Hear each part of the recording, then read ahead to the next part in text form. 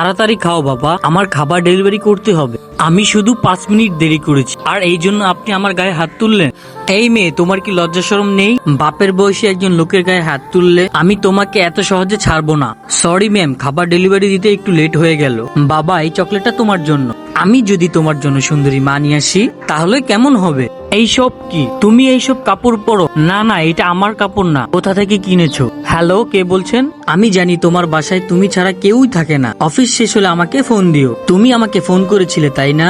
এই মেয়েটা মিথ্যে কথা বলছে আমাকে ফাঁসানোর জন্য। এই মেয়ে, ডেলিভারি ম্যানের কাছে কাস্টমারের আসল নাম্বার কখনোই থাকে না, আর ওই নাম্বারটা আমার না। তুমি অনেক মিথ্যা কথা বলো। আমি এক্ষুনি প্রমাণ করে দিচ্ছি ওই নাম্বারটা যে তোমার। তার আগে সবাই দেখি নাচ গানের ভিডিও দেখে লাইক সাবস্ক্রাইব করে। আজকে দেখবো আল্লাহর এই ছবিটির জন্য কতজন লাইক সাবস্ক্রাইব করে। এই দেখো, ফোন বাজিনি। তোমার কাছে আরেকটি ফোন আছে। এই মেয়ে, দূরে সরে যাও। এরপর সব লোক ওই জায়গার রিয়াকে অপমান করতে থাকে। আপু সত্যি কথাই বলছে। এই দেখো সবাই, এই সেই ফোন। আব্বু, তুমি আমাকে ক্ষমা করে দিও। মা আমাকে সবসময় সত্যি কথা বলতে শিখিয়েছে।